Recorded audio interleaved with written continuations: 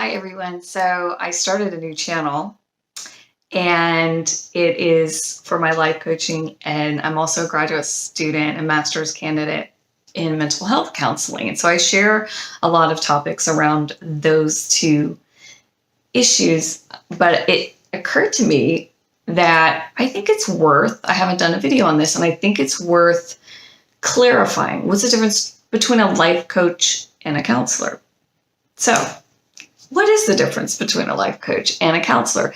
So since I'm doing both, I will hoping to have my life coach certification finished fairly quickly in the next, 2 or 3 months. And so as I'm going through the materials for that life coaching certification, in a nutshell, life coaching is about pinning down a goal that you have. And it may be losing weight, it may be getting a new job, it could be all sorts of things.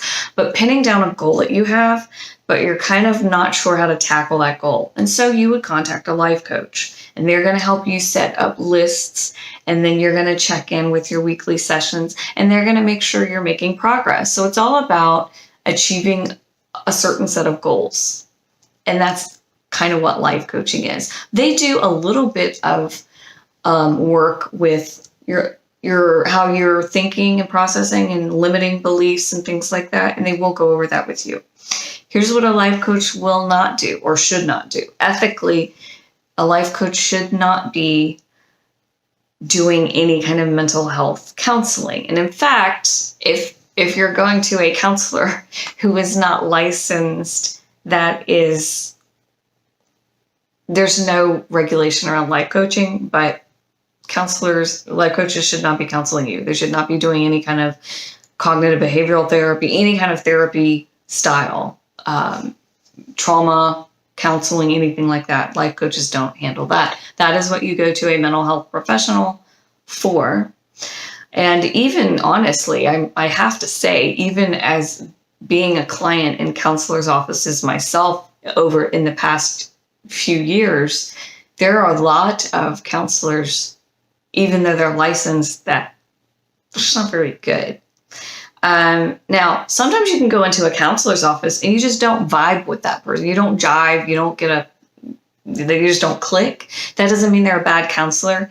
It just means that they're not a good fit for your personality. And that does happen. So if that does happen, go find a new counselor. Things to look for in finding a counselor are depending on what your issues are. If you've got trauma, you need to be looking for someone that works with trauma, either through EMDR is a specific type of, I forget what it's, eye movement desensitization and reprocessing. It basically takes I think I said that right. It takes your trauma memories, and instead of them being big events here in, like say this is the timeline of your life and they're just popping out over here and they get overwhelming every time you think about it, that means you have not processed it into the narrative of your life. Okay, so you want trauma to come down to a baseline level to where it doesn't overwhelm you all the time when you think about it. So you need to process it into the narrative, and that's what trauma specialists do. So EMDR is one. There's also a form of trauma counseling called somatic experiencing.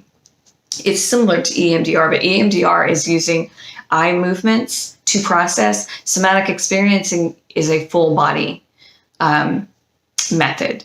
And what's interesting, so Peter Levine is the one who created this, and it's based on the concept, if you look at animals in the wild, when they get traumatized, their bodies, so I heard an example of a group of deer in the meadow, and then let's say a shot goes off. Well, they all go run into a cave and they shake it off. They literally bodily shake out trauma so that it's no longer in their system. Well, the way that humans carry trauma is it tends to stay in the system. And they've done studies on this that is scientifically proven.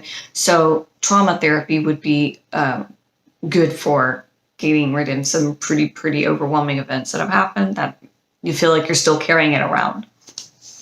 Other types of therapy, not necessarily for trauma, but just in general. So Cognitive behavioral therapy is usually what a lot of people would consider talk therapy. There are therapy techniques called Gestalt, and it's like an empty chair technique where you kind of going back and talking to your younger version of yourself.